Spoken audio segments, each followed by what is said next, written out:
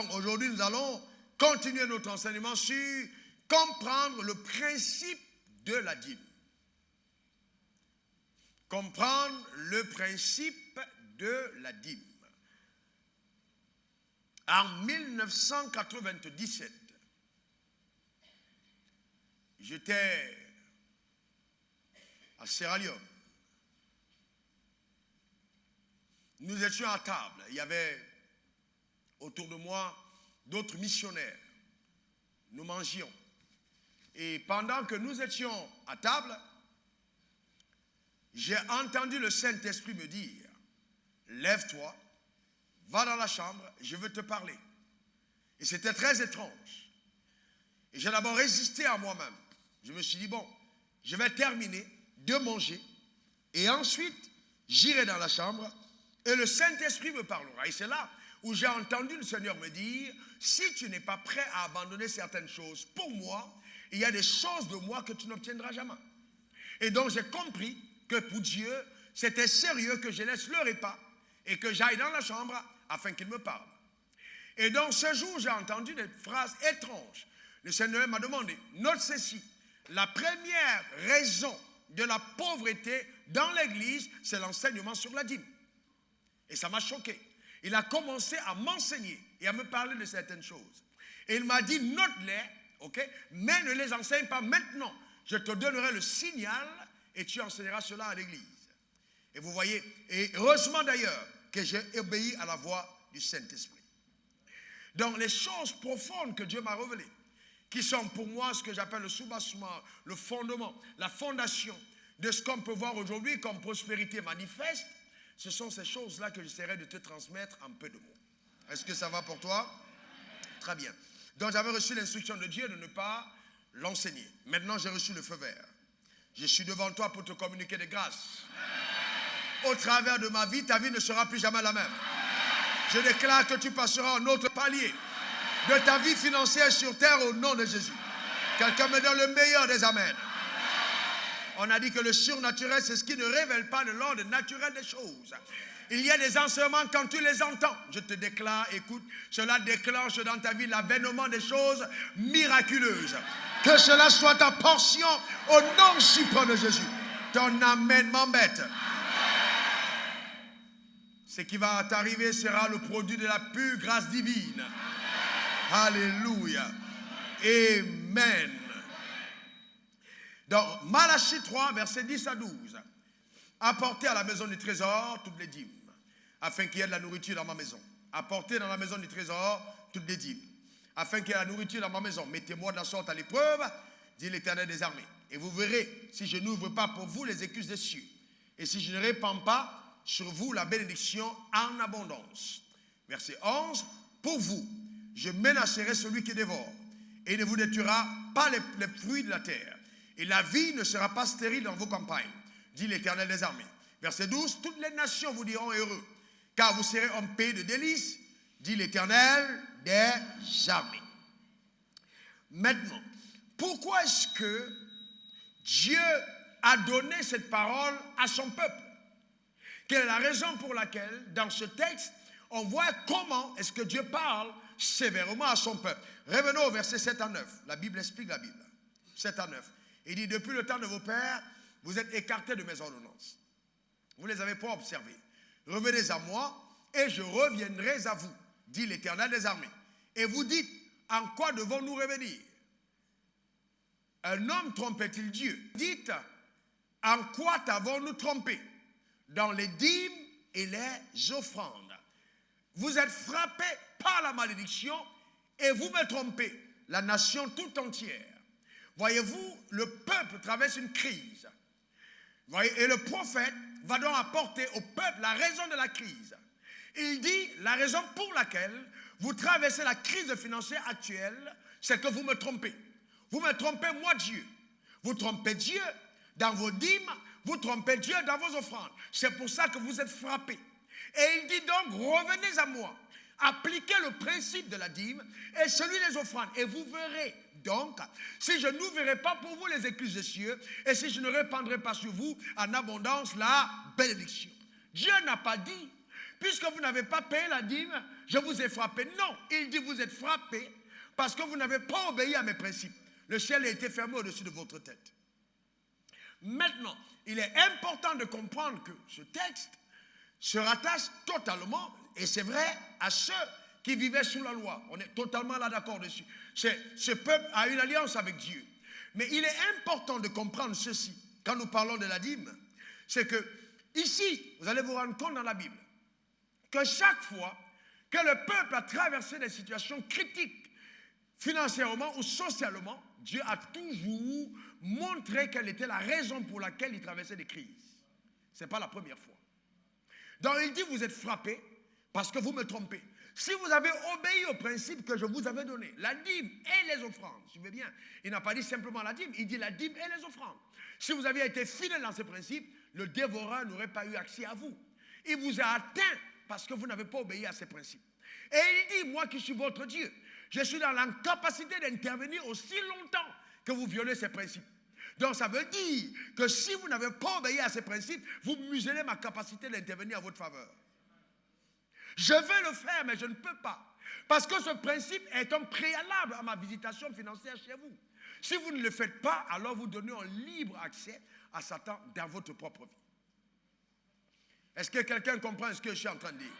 Donc c'est un préalable. Que quelqu'un dise un préalable. Que quelqu'un dise un préalable. Et ça, c'est très important. Regardons encore dans AG 1, verset 6 à 11. AG 1, verset 6 à 11. Vous semez peu et vous recueillez peu. Vous mangez et vous n'êtes pas rassasiés. Voyez-vous, ici, semer veut dire travailler. Vous allez dans vos plantations, vous semez, vous travaillez, vous faites beaucoup d'efforts. Vous mangez, vous n'êtes pas rassasiés. Vous buvez, vous n'êtes pas désaltérés. Vous êtes vêtus, vous n'avez pas chaud. Le salaire qui est à gage tombe dans un sac percé. D'accord? Ça veut dire que vous avez même reçu votre salaire. Mais vous avez l'impression qu'il y a quelque chose qui frappe, qui vient dévorer ce que vous avez. Ainsi parle l'Éternel des armées.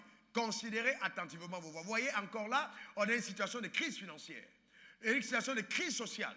Les personnes ne connaissent pas l'abondance. Les personnes sont comme en train de vivre au moment de disette, ne sont pas épanouies, ne connaissent pas la joie du Seigneur. Ils vivent des moments extrêmement désastreux. Et là encore, le prophète Agé va apporter au peuple une réponse de Dieu. Il dit, considérez attentivement vos voies.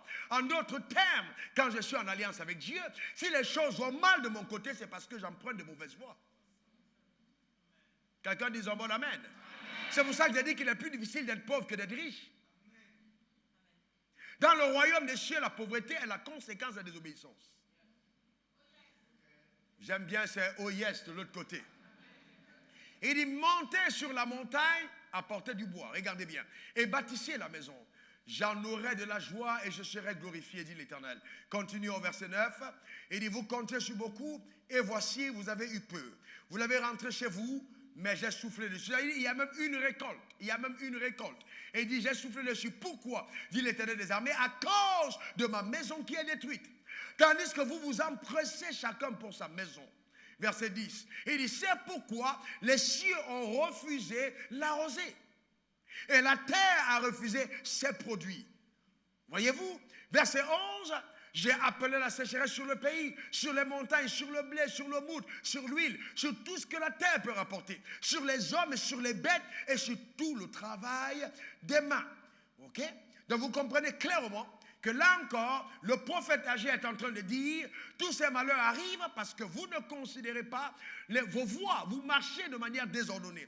Vous ne faites pas de Dieu votre priorité. Et c'est ça le problème de beaucoup de croyants. Ils ne font pas de Dieu leur priorité. Quand Dieu m'a parlé de la dîme, il m'a dit, fils, voici ce qui se passe dans l'église. Premièrement, quand les gens donnent la dîme, on reviendra là-dessus, à la suite de l'enseignement, ils la donnent. Et une fois qu'ils ont donné la dîme, ils considèrent que, ok, j'ai fait tout ce que j'avais à faire. Et donc maintenant, quand il s'agit de promouvoir les intérêts de Dieu sur terre, eh bien, ils se disent, j'ai déjà donné à Dieu ce que j'avais à donner. Ça, ce n'est pas la pensée de Dieu pour toi. Que quelqu'un dise, ce n'est pas ma portion. Quelqu'un dise encore, ce n'est pas ma portion. Maintenant, revenons sur la dîme en elle-même en tant que principe. Donc là, ici, je parle d'Abraham et la dîme.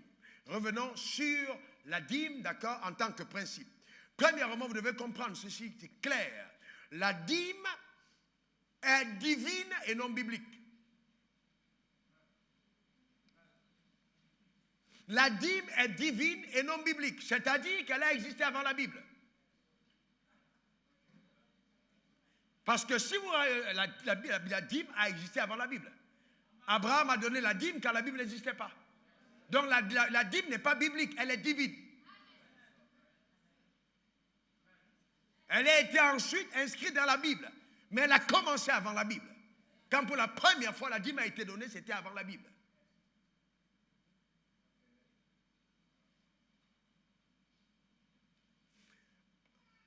Quand Dieu rencontre Abraham, regardez bien, quels sont ceux qui reconnaissent qu'ils sont fils d'Abraham? Levez la main. Très bien. Vous savez, est-ce qu'Abraham, notre père, a été béni? Est-ce qu'il a été béni?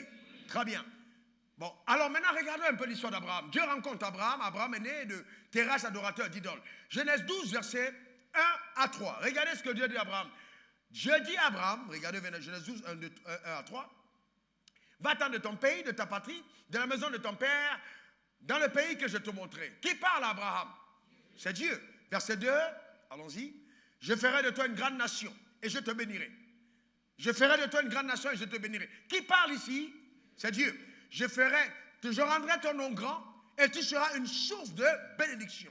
Au verset 3, il ajoute, je bénirai ceux qui te béniront et je maudirai ceux qui te maudiront. Et toutes les familles de la terre seront bénies en toi. En quel temps, Dieu parle à Abraham? Au temps présent ou au temps futur? Est-ce que Dieu parle au présent ou au futur? Très bien. Dieu annonce à Abraham qu'il le bénira. Maintenant, vous allez vous rendre compte qu'Abraham va partir. Abraham va partir avec son neveu Lot. Et ensuite, il y aura une séparation. Parce que, justement, la prospérité accompagnait chacun d'entre les deux. Et ils se sont séparés. Lot a pris son chemin. Abraham a pris son chemin. Et entre-temps, on rapporte à Abraham une information selon laquelle son neveu Lot a été arrêté et qu'il a été pris en captivité, lui, sa femme, ses brebis et tout ce qui est à lui. Donc Abraham s'en va avec 318 de ses soldats, des guerriers les plus fidèles, qui ont grandi dans sa maison. Ils vont livrer dans un combat contre le roi de Kedorlaomer. Il sort vainqueur de ce combat. Il ramène maintenant toutes les propriétés et c'est là qu'il va rencontrer Melchisédek. Quand il rencontre Melchisédek vient à la rencontre d'Abraham. Il lui donne du pain et du vin. Donc, pain, symbole de la parole, vin, symbole de l'esprit. Et la Bible dit, et en ce moment, il bénit Abraham. Il dit, béni soit Abraham. Il le bénit, pas au futur, mais au présent. Il y a une rencontre de Melchisédek avec Abraham. Et il dit, allons-y au verset avant ça, béni soit le Très-Haut qui a livré tes ennemis entre tes mains. Non, allons-y avant. Alors, revenez au verset 18. Ok, allons-y au verset, ok, Melchisédek, roi de Salem, fit apporter du pain et du vin. Il était sacrificateur du Très-Haut. Regardez ce qui se passe. Verset 19, il bénit Abraham. Verset 19, il bénit Abraham et lui dit, béni soit Abraham, par le Dieu Très-Haut, maître du ciel et de la terre. Ici, il parle au futur ou au présent. Il parle en quel temps? Et quand Dieu a béni Abraham, il a béni en quel temps? Et quand Melchisédek a béni Abraham, il béni en quel temps? Très bien, continuons. Vous allez comprendre pourquoi. Il dit, béni soit le Dieu Très-Haut, il a livré tes ennemis entre tes mains et Abraham lui donna la dîme de tout. En d'autres termes, comme il y a eu un échange prophétique que Abraham apporte la dîme de tout entre les mains de Melchisédek, alors Melchisédek est capable maintenant de relâcher au présent les bénédictions annoncées par Dieu au futur. Est-ce que quelqu'un comprend de quoi je parle? Dieu annonce à Abraham qu'il va le bénir. Mais Abraham est dans l'incapacité de recevoir une bénédiction divine tant qu'une transaction n'a pas été faite dans le monde naturel. Donc c'est quand il va en guerre et qu'il rapporte des promesses, il a entre ses mains que maintenant il rencontre Melchisédek et Melchisédek le bénit au présent. Donc il y a des choses que Dieu peut vouloir faire dans ta vie, mais qu'il est dans l'incapacité de faire parce que tu ne lui as pas encore donné l'opportunité transactionnelle d'amener dans ta vie la bénédiction annoncée. Est-ce que c'est clair pour chacun d'entre nous? Oh, quelqu'un n'a pas compris de quoi je parle. Donc vous voyez que la bénédiction opère à certaines lois, avec certains principes. On ne peut pas juste te bénir parce qu'on veut te bénir. Même Dieu est dans l'incapacité de te bénir tant que certains principes ne sont pas observés. Donc c'est quand il apporte la dîme de toi, Melchisédek, que vous voyez qu'il a été béni au présent. Demande à ton voisin, on t'a béni au futur ou au présent? Il y a beaucoup d'enfants de Dieu qui portent des bénédictions du futur. Amen. Et très peu de personnes qui savent changer la bénédiction future à une bénédiction présente. Je déclare sur ta vie que tu entreras dans une saison particulière. Donne-moi le meilleur de tes amens. Et vous voyez donc qu'il y a des victoires que Dieu te donne pour avoir l'opportunité d'être béni. C'est-à-dire, il donne une victoire à Abraham, et cette victoire était une opportunité que Dieu donnait à Abraham pour qu'Abraham ait le nécessaire pour pouvoir justement rentrer en contact avec ce que le ciel lui avait annoncé. Ce n'était pas la dîme du salaire d'Abraham, c'était la dîme de son entreprise. Puisqu'ils sont allés à 318 en guerre, comme une société. Avec tous les employés, ce qu'ils ont remporté, ils ont donné la dîme de tout. J'aime bien cet amen. Amen. Quelqu'un dit encore meilleur amen. Donc c'est très important. Vous voyez, il y a des victoires que nous ne pouvons remporter que par le moyen de nos offrandes.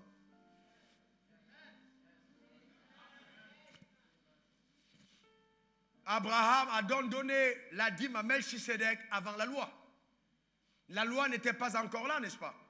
Il n'y avait pas encore la loi. Il a donné, ok? C'est très important. Et la loi qui a été établie plus tard pour les Juifs a été établie pour les descendants d'Abraham parce que Dieu a vu que ce principe de la dîme était bien. Il a établi comme loi dans la loi, dans Lévitique 27, 22, versets 29 à 30. D'accord, donc c'est important de le comprendre. Si on ne le comprend pas, tout de suite on dit, oh non, la dîme est une loi. Non, non, non. La dîme est un principe qui a été érigé en loi. Et la dîme a existé avant la Bible. La dîme a existé avant la loi. La dîme a été engendrée par le Saint-Esprit. Ça, c'est très important de le comprendre. Quelqu'un dit un bon amen. Donc, c'est très, très, très important. Et vous allez vous rendre compte aussi que même Jacob, quand Jacob va rencontrer, va partir de la maison de son père, il va faire un vœu à Dieu. Il dit à Dieu, écoute, si tu me donnes la victoire là où je m'en vais, si tu me donnes de prospérer là où je m'en vais, voilà, je te donnerai la dîme de tout. Et Dieu, au même endroit où Jacob est en train de dormir, là même Dieu lui apparaît. Et il dit à Jacob, je suis le Dieu là, à qui tu as fait un vœu. Donc ça veut dire que pour Dieu, c'est un principe important.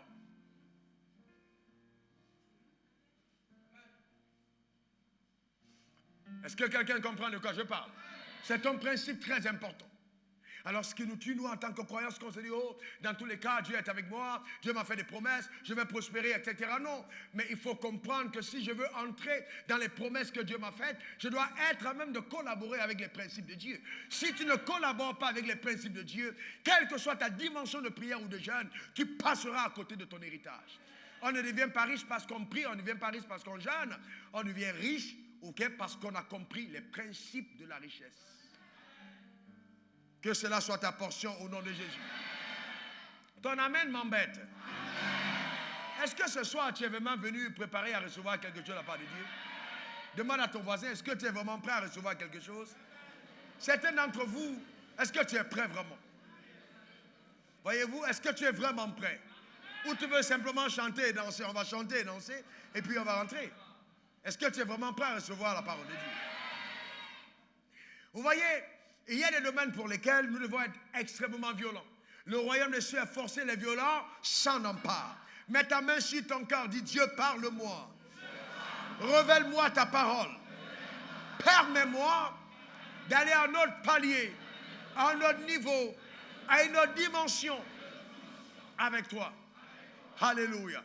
Est-ce que tu es vraiment prêt pour ça? Amen. Et vous voyez, c'est tellement dommage de voir comment est-ce que nous abordons la question financière aujourd'hui dans nos églises. C'est vraiment choquant. Et quand je regarde comment est-ce que certaines personnes gèrent, là, par exemple, même cette opportunité qui a été donnée par Dieu pour permettre qu'on passe à un autre niveau, j'ai mal au cœur. J'ai vraiment mal au cœur. Vous savez, je vais vous dire une chose. Il y a des domaines pour lesquels aucun ange ne pourra te venir en aide. Dieu m'a clairement parlé là-dessus. Il y a des domaines. Écoute-moi très bien. Même si un ange t'apparaît chez toi pour les finances, il va dire allez chercher Wafo. Va chercher Wafo. Laissez-moi vous montrer dans la Bible. Non, attention. Quand tu as oint quelqu'un pour quelque chose, tu n'as plus besoin de rencontrer un ange pour. Regardez Acte 10, verset 3 à 5. Regardons Acte 10, 65. Regardez ce qui est écrit. Des personnes pensent que le pasteur est en train de divaguer, il est en train d'exagérer. Vers la 9e heure du jour, il vit clairement dans une vision au nom de Dieu qui entra chez lui et il dit Corneille. Qui est entré chez Corneille? Qui était entré chez Corneille? Est-ce que l'ange est puissant? Est-ce que l'ange est capable de grandes choses? Est-ce que c'est l'ange qui est entré chez Corneille? Alors continuons. Les regards fixés sur qui? Sur lui. Sur qui? Qui regardait qui? Qui regardait qui? L'ange ou c'était Corneille? Corneille regardait qui? Ok. Et saisi d'effroi. Qui était saisi d'effroi? Il lui répondit, qu'est-ce Seigneur? Et l'ange lui dit, tes prières et tes aumônes sont montées devant Dieu et il s'en est souvenu. Continuons maintenant. Regardez le verset 5. Envoie des hommes à Jopé et fais venir Simon. Je vous pose une question. Si donc l'ange est apparu à Corneille et que Dieu a exaucé ses prières, pourquoi est-ce que l'ange n'a pas réglé la question de Corneille? Pourquoi est-ce que l'ange ne règle pas la question de Corneille? Parce que l'ange n'avait pas la capacité de régler ce problème. Il dit, va chercher Pierre. Donc même si un ange t'apparaît chez toi, pour la question de miracle financier, il dira, va chercher au fond. Est-ce que quelqu'un comprend de quoi je parle? Sérieusement. Et vous allez vous rendre compte que quand Dieu a parlé à Abraham, il a fallu que Melchizedek le rencontre. Il y a des rencontres sur la terre qui sont indispensables pour que tu passes à un autre palier. Je déclare sur ta vie que ce qui te résistait de par le passé t'est accordé au nom suprême de Jésus. Donne-moi le meilleur des amens. Écoute-moi très bien. Dieu m'a dit, va en Côte d'Ivoire, annonce la parole de foi et permet à mon peuple d'entrer en possession de son héritage. Donc Dieu m'a mandaté pour que tu puisses avoir du blé, du cash, de l'argent. Reçois cette grâce au nom suprême de Jésus. Donne-moi le meilleur des amens. Amen. Vous savez, votre enthousiasme et votre foi, quand vous venez traiter des questions financières, doivent être démontrés dans votre attente. Vous ne restez pas là comme si vous êtes des chats en train de regarder la télé, mais vous devez montrer un certain engouement. Est-ce que quelqu'un comprend de quoi je parle? Je déclare que ta vie ne sera plus jamais la même. Alléluia. Amen. Nous parlons de surnaturel. Nous parlons de choses qui sont capables d'amener ta vie à être une vie de distinction. Nous parlons des événements rares qui t'arriveront à cause d'un enseignement que tu auras reçu. Donne-moi le meilleur de tes amens. Le drame, c'est que souvent nous sommes tellement familiers à la grâce, tellement familiers à la plateforme. Comment est-ce que vous imaginez? C'est une rencontre où Dieu nous a dit le surnaturel dans les finances, afin que chacun d'entre nous en expérimente.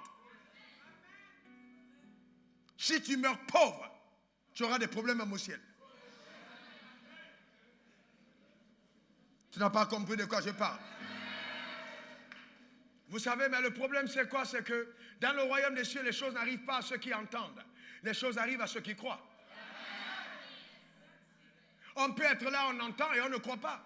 Et il y a parmi vous ceux qui ne croient pas. On dit voici les signes qui accompagneront ceux qui auront cru. Donc ceux qui croient vont être témoins de miracles rares. Et si tu ne crois pas, tu seras responsable de ce que tu vas traverser. Hélas, hélas, hélas, hélas. On a toujours des gens qui sont là. Dans la religion, le plus important c'est de croire. Il faut croire. Il faut croire. Donc vous voyez, nous parlons du principe de la dîme. Maintenant, il faut comprendre ceci. La dîme, hélas, a été enseignée comme une loi. Et c'est la raison pour laquelle elle a causé sérieusement de dommages. Donc, premièrement, en l'enseignant comme loi, on a commis une grave erreur. Parce qu'elle n'est pas une loi, c'est un principe. C'est un principe. D'où vient ce principe? D'où vient le principe de la dîme? Oui, les gens disent, oh, mais dans ces églises-là, oh oui, on demande aux gens de donner 10%. C'est mieux d'aller dans des églises où on dit, donnez la pièce que vous avez. Si vous avez un pasteur qui ne vous encourage pas à donner pour les choses de Dieu, il est en train de vous maintenir dans la pauvreté. Le seul moyen d'entrer légal à la richesse divine, ce n'est pas vos offrandes. Si vous ne donnez pas, vous ne recevez pas. Ce sont les principes de Dieu. Et il y a des églises, dès qu'on parle de donner, vous voyez les gens tombent malades, ils commencent à avoir le palu. Parce qu'on a dit donner. Regardez vous-même comment vous me regardez maintenant.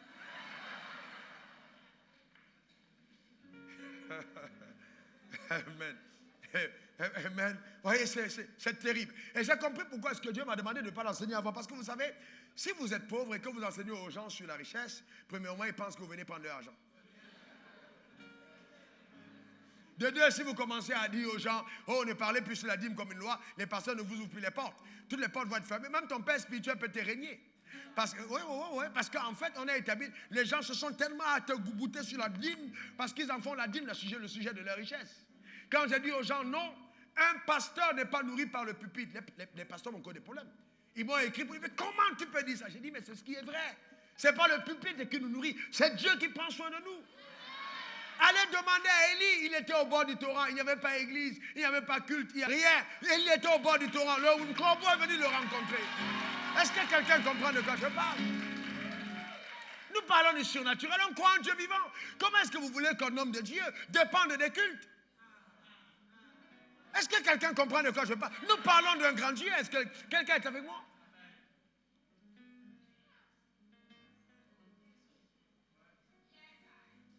Non, si tu n'as pas donné la dîme, Dieu va te frapper. Dieu ne te frappe pas parce que tu n'as pas donné. Mais sauf que tu ouvres la porte à l'ennemi. C'est tout. La dîme est un principe. Regardons dans Genèse 1, verset 29 à 30. Et Dieu dit, voici, je vous donne du fruit d'herbe, portant de la sémence, qui est la surface de toute la terre, et tout arbre ayant lui du fruit d'arbre et portant de la sémence, et ce sera votre nourriture. Et à tout animal de la terre, à tout oiseau du ciel, et à tout ce qui se met sur la terre, ayant son souffle de vie, je donne toute herbe verte pour nourriture, et cela fut ainsi. Donc quand Dieu crée l'homme, dès le commencement, l'homme n'a pas péché, l'homme n'est pas maudit, l'homme est ami de Dieu, l'homme est béni par Dieu. Mais Dieu lui dit, je te donne du fruit d'herbe portant de la sémence, ce sera ta nourriture. En d'autres termes, tout ce que tu mangeras, fais attention à la sémence. Car la sémence a en lui le potentiel qui t'assure le repas de demain. Donc ce n'était pas une malédiction, c'était un principe. Il y a des gens qui pensent que non, dans tous les cas, oui, c'est parce qu'on a été maudit. Non, on n'a pas été maudit. Ce n'est pas pour ça qu'il y a un principe. Non, le principe a été établi. C'est la raison de quelque chose. Donc, vous voyez, je te donne le fruit d'arbre portant de la sémence, ce sera ta nourriture. Est-ce que quelqu'un comprend de quoi je parle? Et donc, quand Adam allait cueillir des fruits et qu'il mangeait, quand il trouvait la sémence, il faisait attention à la sémence. Parce qu'il sait qu'à l'intérieur de la sémence se trouve le potentiel qui lui assurera encore des revenus. Donc, c'est son principe établi. On ne paye pas la dîme parce qu'on a été maudit. On ne donne pas la dîme parce qu'on a été maudit. On la donne parce que c'est un principe de Dieu. Voyez-vous? Et si vous n'avez pas compris ça, vous passez à côté du meilleur de Dieu. C'est un principe. Même l'arbre de la connaissance du bien et du mal, il dit tu pourras manger de tous les fruits d'arbres du jardin, mais tu ne mangeras pas de l'arbre de la connaissance du bien et du mal. Il n'a pas dit tu ne cultiveras pas. Il avait dit l'homme pouvait toucher l'arbre, il pouvait nettoyer l'arbre, mais il ne devait pas manger. Donc il y avait toujours un interdit. Si vous ne découvrez pas la limite de votre liberté, vous devenez esclave. Votre salaire vous appartient, mais vous ne devez pas en manger totalement. Il y a une partie qui n'est pas à vous. Si vous ne découvrez pas la limite, vous devenez esclave. Aujourd'hui, les gens veulent être bénis, mais ils engloutissent et le salaire et le noyau du salaire. Non, vous ne pouvez pas manger le fruit avec son noyau. C'est un principe divin. Et parmi vous ici, il y a des gens qui, à la fin du mois, avalent leur salaire avec le noyau. Laissez-moi vous dire une vérité fondamentale. Chaque fois que vous atteignez un palier et que vous prenez votre salaire avec son noyau, vous dites à Dieu, c'est la limite de mon ascension. Vous ne passez plus jamais ce palier. Vous êtes à ce palier et vous êtes bloqué là. Jusqu'au jour où vous comprenez que vous devez mettre le principe en marche pour aller à un autre niveau. Et il y a des gloires que certains d'entre nous ne verront jamais parce qu'on s'est limité soi-même. Et vous voyez, les gens sont là constamment dans la mendicité, en train de commander, en train de faire pitié, alors qu'en fait, il y a un principe que Dieu établit qui peut t'amener dans la richesse. Je vais vous dire une chose, pour moi, c'est un style de vie. C'est un style de vie à porter dans la maison du trésor. Si vous ne donnez pas, vous ne recevez pas. C'est clair. C'est d'abord un principe. Vous devez le comprendre. Vous devez le comprendre. J'ai commencé, j'ai payé des dîmes sur 100 francs. J'ai payé des dîmes sur 30 francs. On va me demander comment tu as fait. J'ai accumulé jusqu'à ce que je puisse avoir 5 francs. Je mets à côté 5 francs qu'on dîme. Ça vous fait rire, mais c'est sérieux. Déjà, il y a des moments où je recevais 50 francs, quelqu'un me donne 50 francs, je rends grâce à Dieu pour ça. C'est de là où on est parti.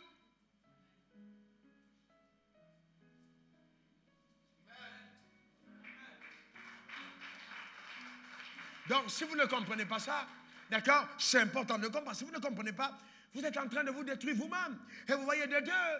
Oh, quand on a commencé à enseigner sur la dîme, on a suscité la peur. Si tu ne donnes pas, Dieu va te frapper. Dieu va te frapper. Donc, finalement, vous voyez les gens qui touchent 209 500.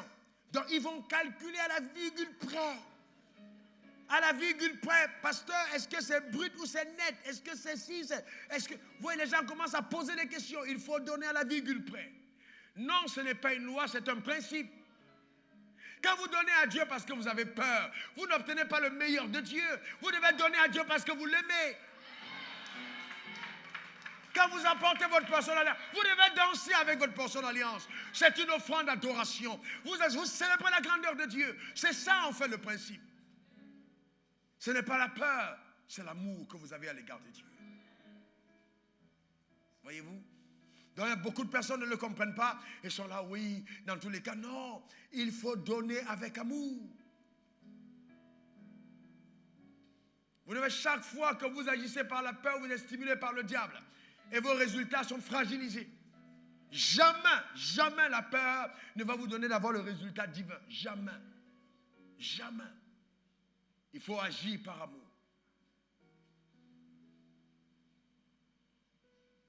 Et donc, en poussant ça de la sorte, quand on a commencé à dire aux gens, oui, si tu as donné ta dîme, tu vas devenir riche, je vais vous dire une chose, la dîme ne rendra personne d'entre nous riche. Personne. Personne. Sinon, les plus riches seraient dans nos églises.